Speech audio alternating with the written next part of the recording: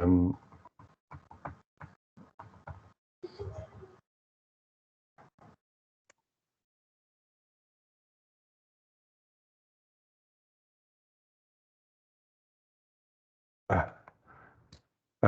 Keith, don't worry if you don't have a phone. You can actually just open that link in a little browser window, and you'll be able to answer the questions and participate in the same way. But if you don't, if that's not working for you, as I say, just feel free to add anything into the chat. So I think everybody's here. So let's get started, and we can hopefully finish on time as well as starting on time. Thank you all very much for coming along and being here with us today, and particularly thank you to our friends from St Mary's College in Ireland, who are going to explain a bit about what they've been doing as part of EPAS, and obviously are there for you to ask questions to as well as we go through it. Just to be clear about who we are again. So it's myself, Asher from Involver, Daniel from the European Parliament Liaison Office in the UK, Mrs. Morrissey, and some junior ambassadors from St Mary's College. I intended at the beginning of the last meeting to ask each of you participants to unmute yourself and briefly just introduce who you are and where you're from. A big part of EPAS is sharing of ideas and working with other schools and working across countries and borders and so on. And so that's a really important part of what we want to do, is create a community where you feel you can support one another, as well as getting support from Involver and from the European Parliament Liaison Office. So can I just quickly ask everybody to unmute? I'll just mention your name, and if you can then unmute yourself, introduce yourself, say where you're from and the name of your school and so on. And I will also stop the presentation just for a moment so we can actually see who's there. So you should have the screen now. So Daniel, can I ask you just to say hi first? My name is Daniel Radcliffe. I work for the European Parliament in London. I used to work in Rome, I worked in Brussels, and I worked in Luxembourg. And part of my job is to oversee the educational projects that the European Parliament is implementing in the UK. Thanks very much. Charlotte. Hi, I'm Charlotte Richer. I'm from the Charles School in Oxford. We're a large mixed 11 to 18 comprehensive school with around 2,000 students and a fairly international catchment. And we're looking to do a project with our Year 11 students moving into Year 12 in that period when they will be finishing in 2 weeks' time. Fantastic, thanks. Reese? Hi, I'm Reese, here for USP College in Benfleet, the Civic campus at the moment. But for Year 12, Year 13, so for A levels primarily at the moment. But depending on how things go, maybe opening it up a little bit more. Thanks very much, Reese. Keith? Hello, very pleased to be able to join everybody this time instead of coming in at the tail end of the whole conversation as last week. My name's Keith Cox. I'm at Dover College. We are a small independent boarding school. We have a fairly new headmaster who's very keen on developing international aspects. He's also very keen on developing community aspects as well. So it kind of, and service and community is one of the, service and leadership, sorry, is one of the remits that I have. So it kind of fits under my umbrella as well. Yeah, that's about it for now. Thank you. Thanks very much. Nuria? Hi, so I'm Nuria. I am originally from Spain, but I work here in the UK in Plymouth in a grammar school for girls. And we're also thinking about like that group, like year 11, year 12, but we're very open to new ideas. Brilliant, thank you. Kevin? Kevin?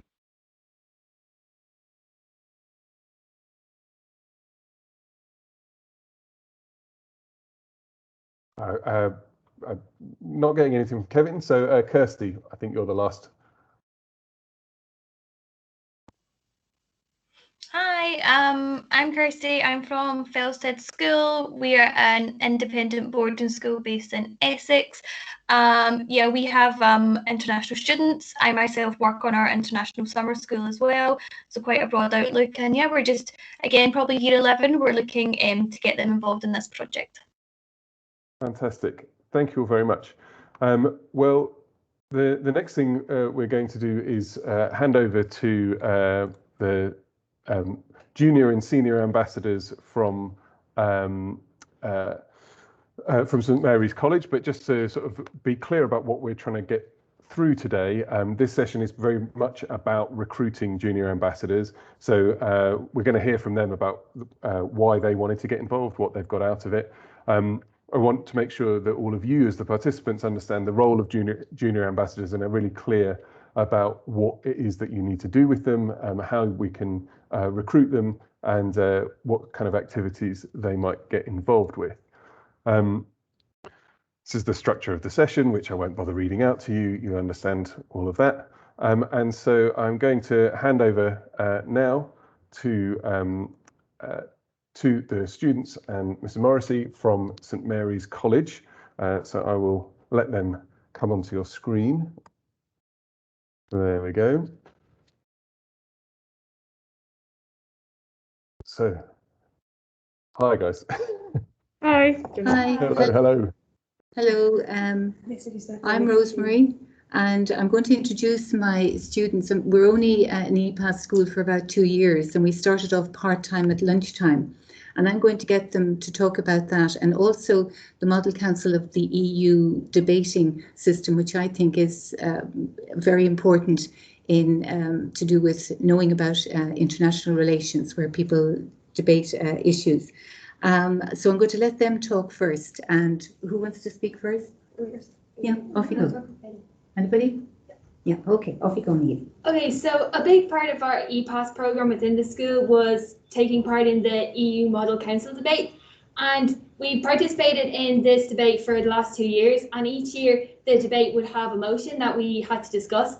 So there were 27 schools that participated in the competition. And we were each delegated a country that we had to research. And it was our job to research their policies and promote the policies that they had that would help tackle the problem that was given in the motion.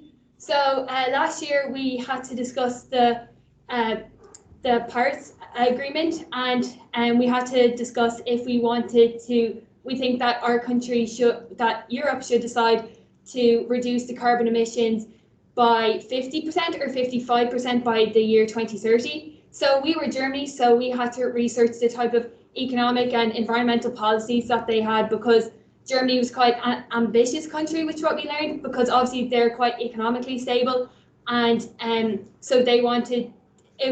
We were thinking that we should be ambitious because of the urgency of the problem.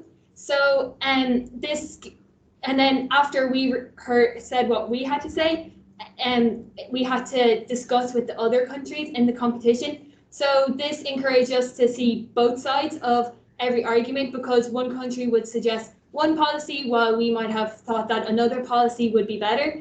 And so this gave us a good insight into cooperating with other countries and having to listen to what they have to say and coming up with a cooperative approach.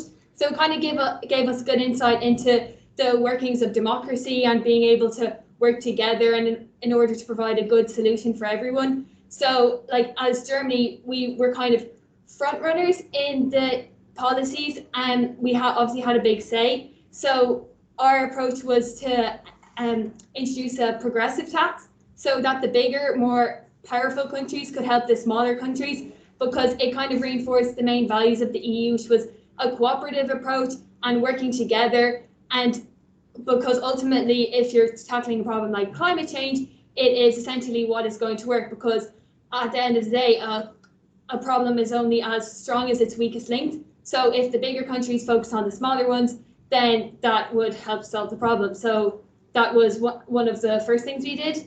And our school ended up coming first. So the prize for that would be a trip to the European Parliament in Strasbourg, and obviously because of the pandemic, we didn't get to do that, but we still, which is a bit of a pity, but it's fine. But we still really enjoyed the experience because it kind of gave us an insight into the type of education that the school system doesn't really provide, because it encouraged us to be politically aware and be involved with the world around us, and it encourages us to have an opinion and be able to weigh the positives and negatives of each solution. So that was very beneficial because we don't really get to do this. We don't really get the chance to do that when we're so focused on an exam-based education system.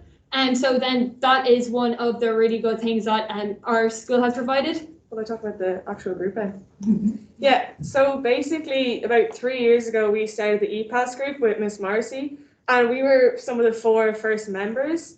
And at the start, we had to take time out of our week to come together. We usually took out our lunchtimes on a Wednesday. Luckily enough, it's been a success, so now it's an actual class in our school.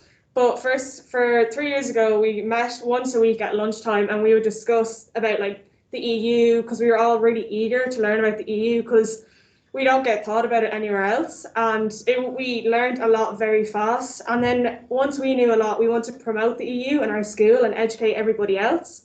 So we started brainstorming ideas on how to promote things. And in our school, we love food. So we had a lot of bake sales and we had a lot of coffee mornings to get all the students involved. We would represent different European countries and their cultures just to educate the other students and to promote the EPAS program.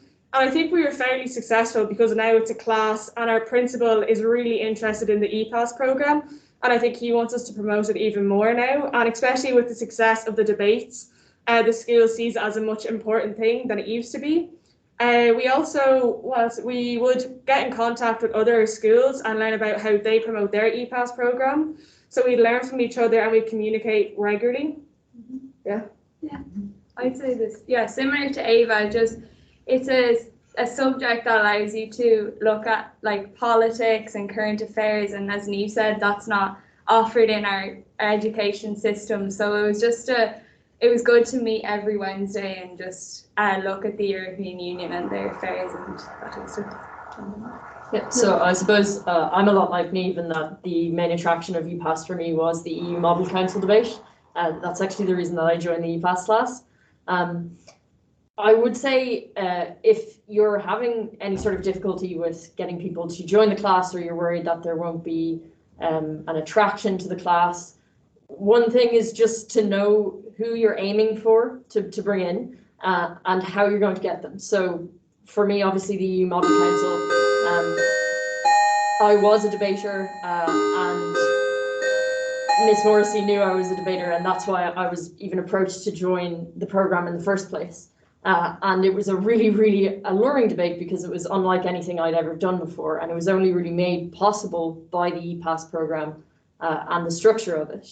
And I feel like a lot of the people who have joined EPAS in our school particularly have been pulled in by the specifics of the program, which is the EU Model Council debate, or maybe just we promoted obviously the aspect of it that is about politics and understanding Europe, and the people who then joined the class were obviously the type of people who would be interested and invested in doing that. So it stood to us in the end.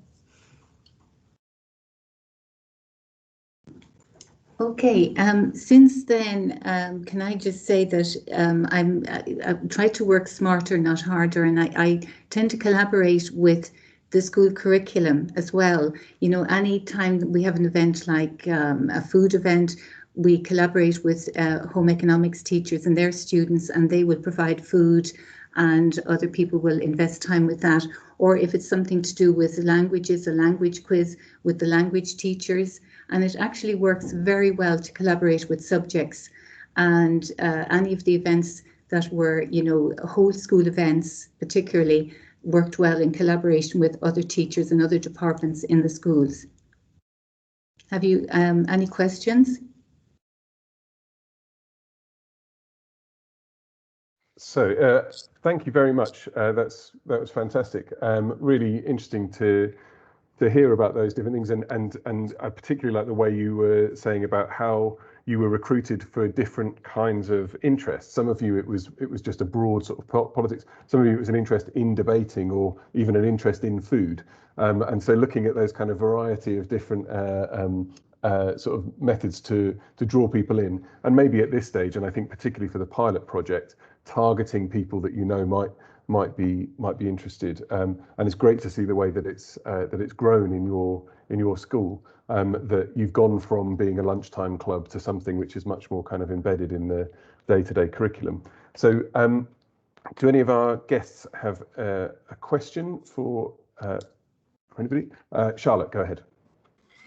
Thanks very much. That was a really helpful introduction. We've got quite a short amount of time to try to put something together. So I wondered if I could ask you what you thought a good starting point would be for a kind of first activity for a group of students who might not know very much about the European Parliament. What's the thing that's most kind of drawn you in that you think would be a really good springboard to get people excited, interested in the first couple of sessions?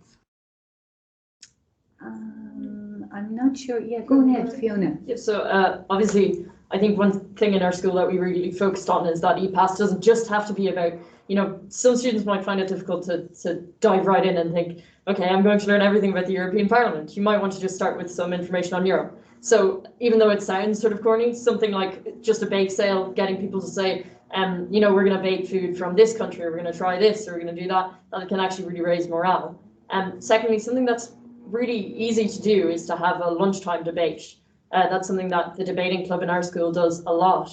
And if you were to bring forward a really simple policy, even just something like, you could even take, something like the Green Deal, and have your students say, okay, we're going to write, a paragraph on almost a small EU model council debate where you're saying, this is your country, just write a paragraph on what you think the stance would be.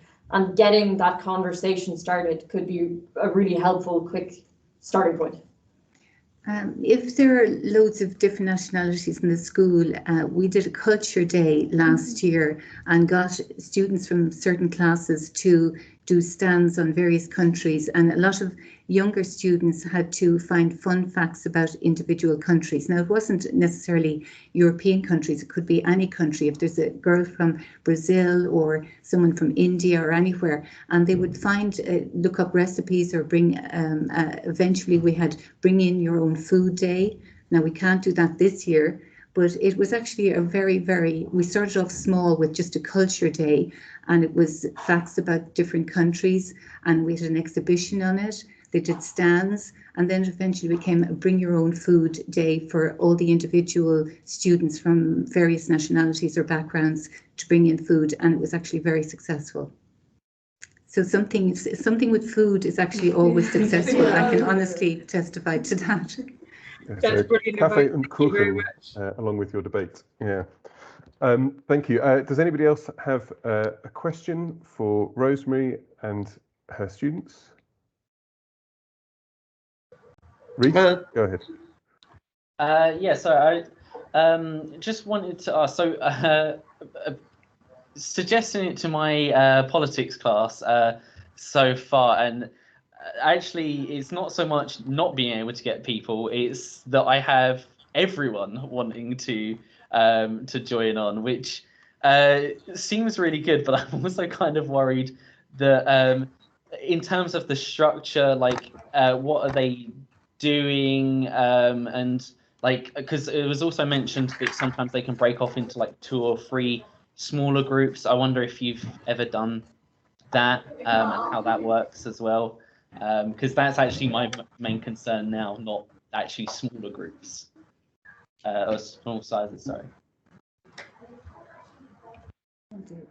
Tackle that. Gosh, you're very fortunate. Do you want to say? Yeah, well, in our school we kind of have it divided between like the 6th years and the 5th years and the 4th years, because depending on how busy each year group is, and depending on the time commitments that each year group can provide. And so then each year group can target a specific area, because obviously the older you get, the more politically aware and politically involved you become. So if you just section it off into different topics, whatever that may be, then each year group can become very aware and have a good expertise and a good foundation in each of those subjects. And then every so often, each of these groups can come together and they can share their knowledge. Because obviously that is the coordinated approach that the EU really strives towards. So if you break it off into that type of demographic, then that's kind of like an efficient way of utilizing the different, taking advantage of the different perspective that a 16-year-old would have in comparison to an 18-year-old, because everyone's going to have a different vision of the EU and like what they want to do and what they want to learn from it. And can I add to that too, you know, if you find the talents within the group, some people might be very good at drawing or debating or cooking or whatever, and draw them out into their various groups with a little leader. And, you know, you can enter the competitions, which are not available this year, Euroscola competitions, video competitions on issues, minute-long video. We were very successful with that last year too, or e-twinning with schools. It's very easy. I wouldn't start with that this year if you're just starting, but when you get e-twinning up and running, it's very, very good, where you're collaborating with schools in other countries and a platform is set up, and you know, you take issues like climate action or whatever the issues are at the moment. The pandemic is what we're twinning about at the moment, and how, you know, there's curfew in some countries that we're twinning with and we don't have it, and they're very angry about it.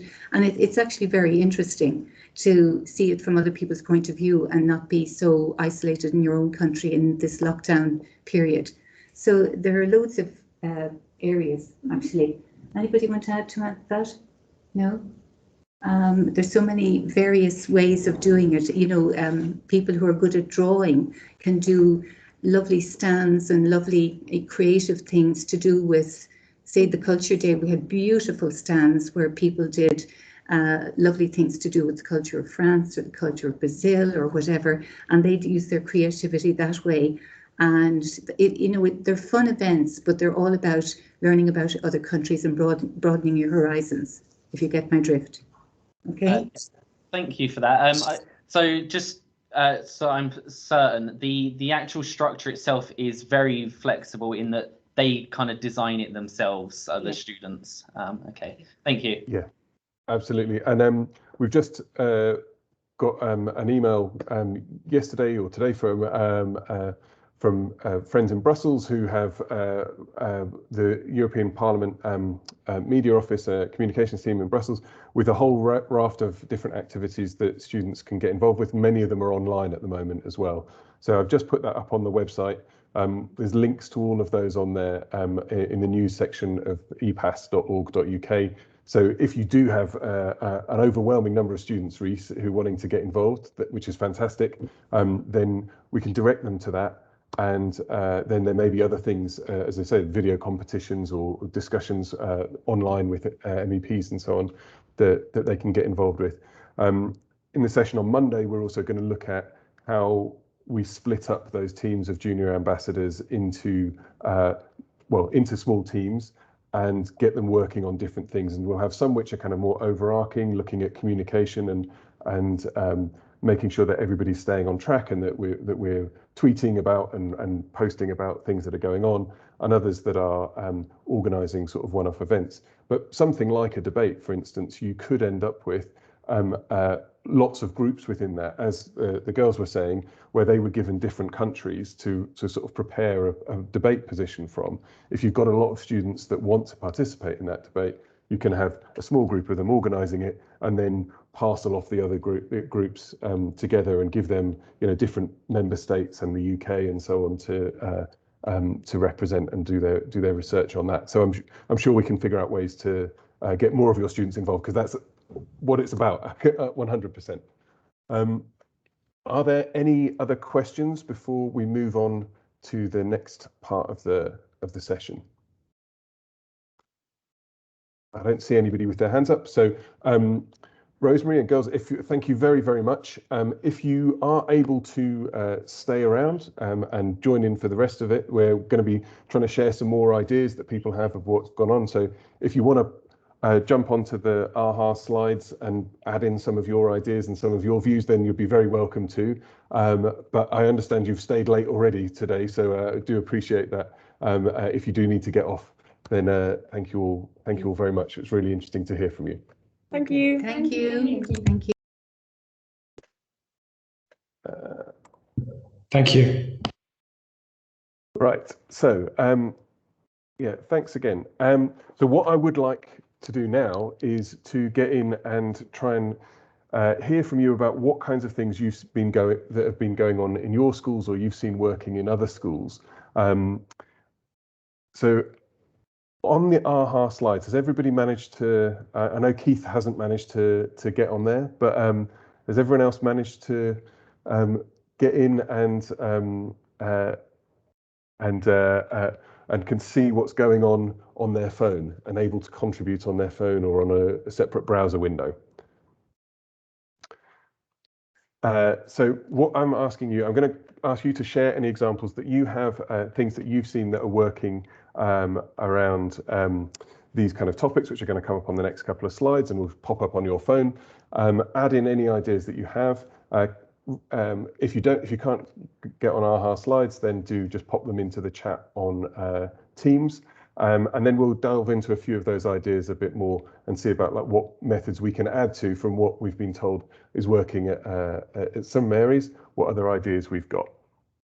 So the first question is, what have you seen working in your school or elsewhere about sort of debates and political events? Getting MEPs in or getting your local councillors in. The girls were talking about the mock EU Council. Those are definitely the kinds of things that we could look to be setting up in the UK. Those kind of schemes work already with mock parliaments. There are mock European Parliament events as well. What have you seen working?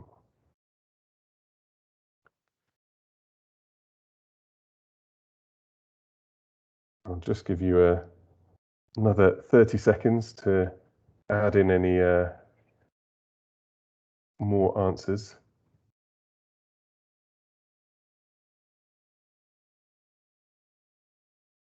Just realised it's a bit difficult for me to add in answers here. I'm just getting my phone up so I can put things in as well. Kialo Online, prepared debates, model UN, great. Mock election with other students voting after a leaders debate. Has anybody had any events that have worked well where they've invited politicians in, or have those tended to be not quite so successful? I did have I was working with another company recently. I need to find the email. I can't quite remember who it was, but they helped get UK members of parliament and local councillors into schools. So they did it whilst we were on lockdown. So we had a couple of MPs give talks. That was actually quite good. But I'll have to find the link for it. Sorry. Fantastic. But yeah, as Daniel said, we can definitely organise for MEPs to join virtually, for ambassadors, the EU ambassador to the UK, but also European national ambassadors who are based in London or can zoom into things. So again, as the girls were talking about that idea of part of the appeal for them was just finding out what is the European Union, what are these things about, bringing in experts who can kick off those debates, who can start those sessions, could be a really useful way to recruit your junior ambassadors. If we can set up an online session where your students collect together those who are interested collect together in a classroom or a school hall, and we have a high-level person who can give it the benefit of their experience, that might be a useful way to sort of get some people involved who may go on to start running some of the activities and being more kind of actively involved junior ambassadors. So let's move on to the next question. Recruiting student-led teams. What have you done? What have you seen work in your in your school or in other schools, whether it's getting people onto the school council or maybe methods of engaging students in activities where they are taking a leadership role. I'm sure a lot of you have that as part of your responsibility. So what works for you? There's no point trying to reinvent the wheel. Let's figure out what we already have, what knowledge we have in there.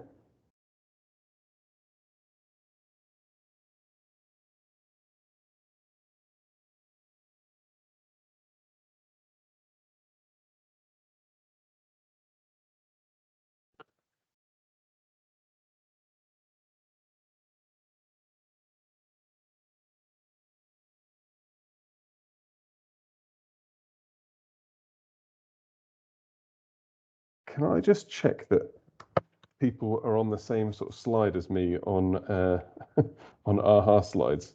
Are you on the one that asks about recruiting student-led teams? Could you just type in the chat? You are. Yeah, okay, excellent. I've posted and it's not displayed, so I'm not It's sure. not displayed. Okay, right. Why is that? You haven't used any profanity in there, I'm guessing, Charlotte.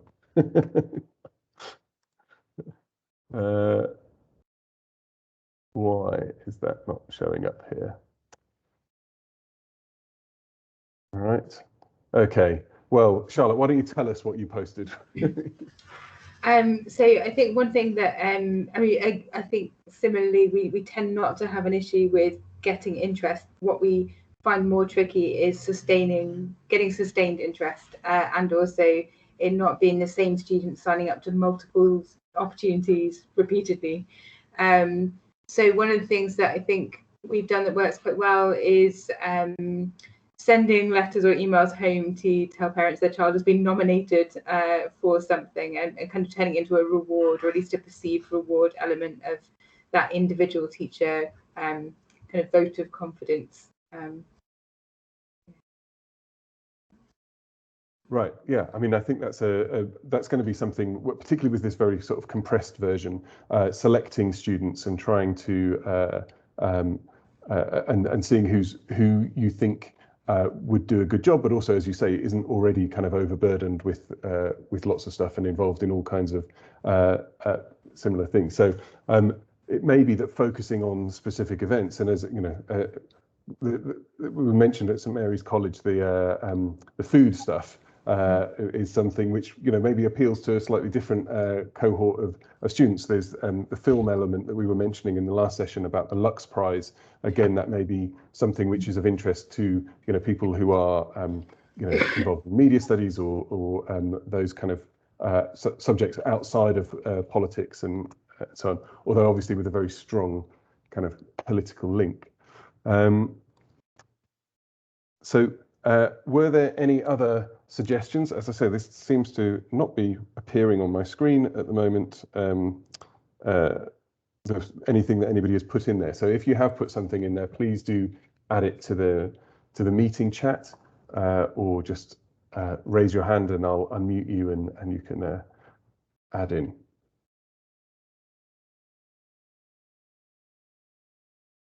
Okay. So let's see. So the next question is about student organised events. What events have you had students organising in your school that have been, or that you've seen elsewhere that have been successful?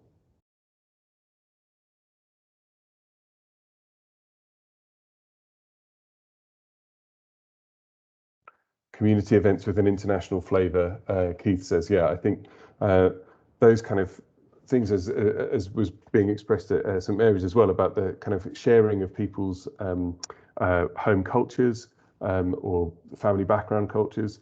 Games and quizzes for younger students, Charlotte mentions. I think that's excellent. We've got various online ones which which are shared on the EPAS website, a way of just kind of getting people to understand what they know. They probably know more than they think, but maybe there's certain areas where their knowledge is lacking, and that could be, as was mentioned by one of the students from St Mary's, that desire to understand, well, what is this thing that, in the case of students in Ireland, has a direct impact on their politics, and in the case of students in the UK, has a more kind of indirect impact. That, you know, that what is it that people voted for or voted against in 2016?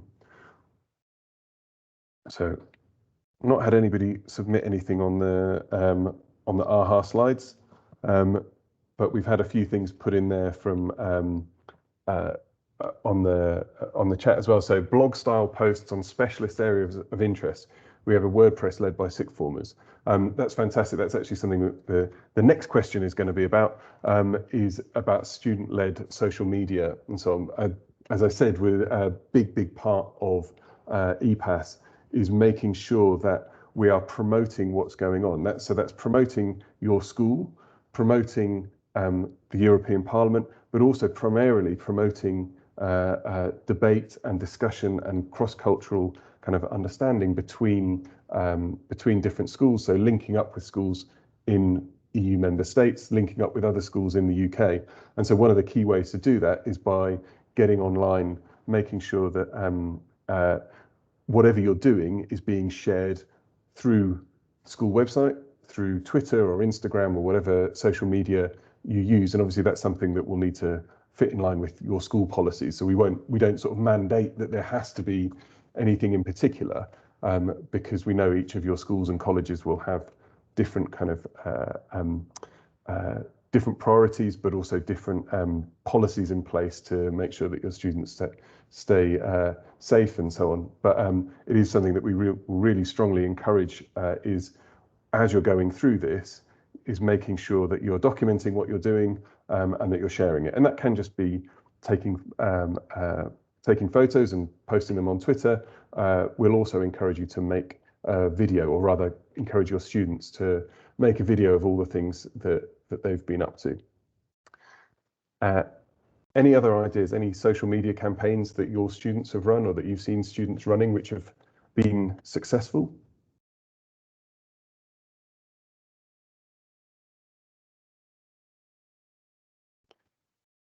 Add it into the chat or into the AHA slides.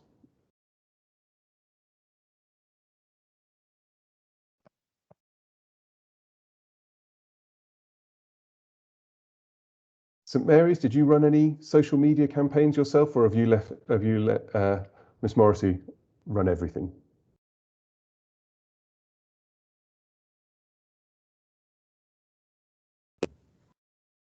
It was really everything was publicised by the European Parliament or the European Commission anytime we won anything. So I spent most of the time organising events rather than going on social media, and it kind of people did it for me. You know what I mean? It was anytime we won anything, it was sent out there. The German embassy, when we won last year, sent it everywhere around the world, and it was webcast to, would you believe, the European Council meeting was happening the same day last year, and they were listening to it, and the German, I don't think it was Angela Merkel, but one of her people sent a congratulations to us for Germany winning the debate. So other people seem to be doing it, which is very good, and we were on local newspapers and radio and things here, but not on. I don't personally do the social media, but it seems to get there anyway. Okay, excellent. Thank you. And that's definitely something that we'll be doing from the EPAS, from our end, is amplifying whatever you put on social media. We want to make sure that we've got a good handle on, we're following all of you, and that we are retweeting and mentioning you all the time, both us through the EPAS accounts and the EPLO through their accounts. And then of course that goes bigger and bigger and bigger, as Rosemary said, with linking up to all kinds of different European bodies and agencies. So the last little bit of the session today is really, it's taking session 4 from the learning resources that are on the EPAS website. we're adapting them at the moment to make sure that they work better for UK students, because a lot of it is focused very much on EU citizens. And so some of these things are, we've adapted a bit to make sure that it works for people who are not EU citizens as well as for people who are EU citizens. So at the moment, all the resources on our website are those ones which are EU-wide. We're also going to be creating companion versions that are specific for EPAS in the UK, so that that all works along there. So this is part of session 4, which is about the EU in our daily lives, and wow, that looks exciting. Thought this would be a very useful thing for recruiting some of your junior ambassadors, is to run a session like this where they can start to see, well, how does the EU impact me? You know, now that we've left the EU, what impact does that have on me as a UK citizen?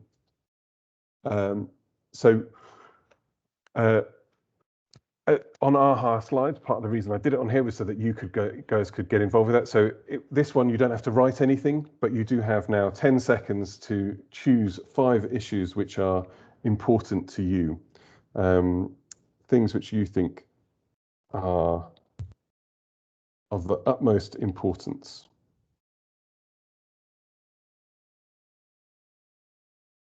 Let's reopen that just so give you another 15 seconds. It was a very short time, so if anybody adds those, it can add in any more responses. And we've got a few more. I'll just reopen it again, give you another 15 seconds just to add in. So discrimination's quite high up there at the moment. Immigration and emigration, the environment, transport and travel. Oh, immigration and emigration is has topped the poll at the moment. But money and economy, political representation, studying the environment, transport and travel. All of these, of course, are areas that that UK and EU and local government will play a role in. Another quick change there. So discrimination, immigration, emigration, political representation, and the environment topping the bill there. So the next activity I want you to participate in is to look at this question here. When we're talking about the environment, who do you think has the most impact on this? The UK government, the EU, or the local government? For those of you in Ireland, obviously, this is a slightly different question. It wouldn't be the UK government. It would be the Irish government. So on a sliding scale, we're starting to see, I'll just open it one more time, see if there's any further responses. So local government, seems a fair few people feel that the local government doesn't have much impact on the environment at all. The UK government, some people have got the EU very high up there. Local government seems to go up and down, a real mix of opinions there. And the UK government, again, somewhat lower down. I think one of the things that we'll have to explore as we go through this session is that the way that the UK interacts with the EU is an ongoing debate. And so where we have processes like the Green Deal in Europe, how does that impact on UK companies that are buying and selling energy from Europe, from the EU? How do those policies which are being made in the EU, how do they impact on things that are going on in our lives? If products in the EU are becoming more expensive because they're being produced with more expensive energy, or if they're becoming cheaper because there are economies of scale that they're managing to put into green products, what impact is that going to have on the UK, and how should the UK government respond to that? Should the UK government be looking to join the Green Deal? That might be a topic for debate in with your ambassadors. So the brief slide here explaining something about what the Green Deal is, the European Green Deal, and a link there to find out more information with that. Next question, food and farming. Who do you think has the most impact on this, or how much impact does the UK government have compared to the EU, compared to local government? I've left the time on these all a little bit short, so I will reopen that.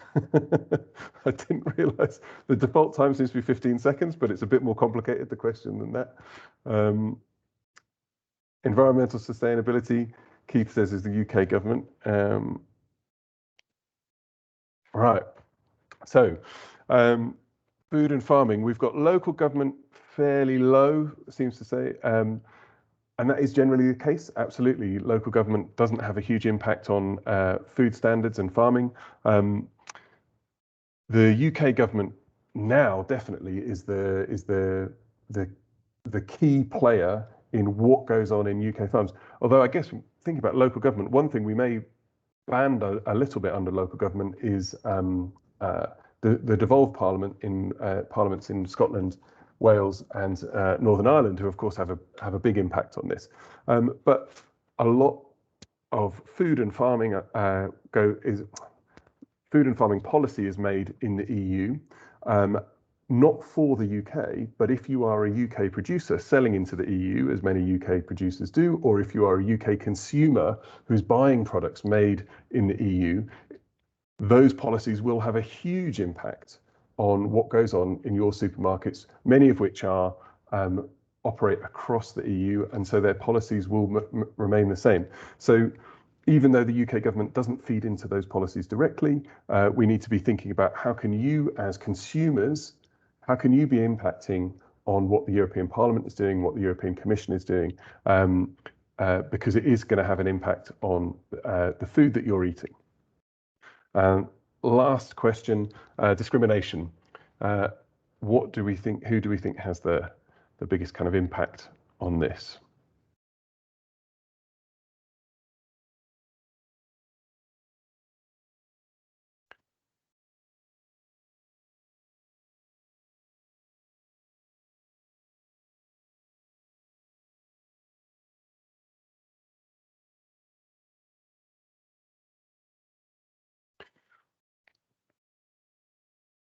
So again, we've got the EU not featuring very highly there at all in the UK.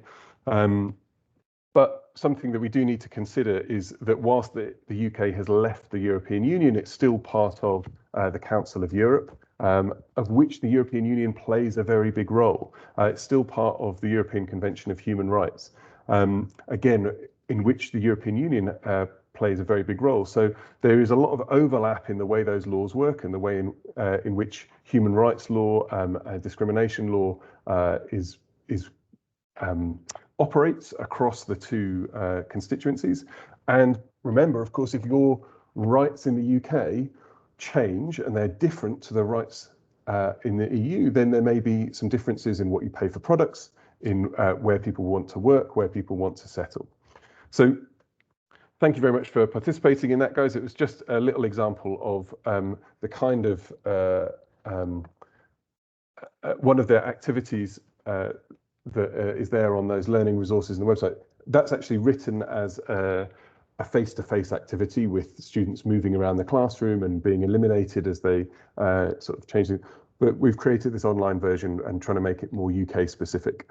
I just wanted to offer that as one activity that you might run to try and figure out who might be interested in getting involved as a junior ambassador and to encourage a few more people to get involved. So apologies that we've run over a little bit. I hope it was useful anyway. I've added to the meeting notes some social media images and posters that you can print out and put up around your school. You can just put suggest to people that they might want to become a junior ambassador. There's a gap on those for the physical ones, the posters, where you can write in who they should contact or where they should turn up, which room at what time. I will email those out to you as well tomorrow, along with the recording of this and the notes that I'll take, particularly try and make a note of all the great suggestions that the students from St Mary's gave us. So you've got a bank of things to be getting on with.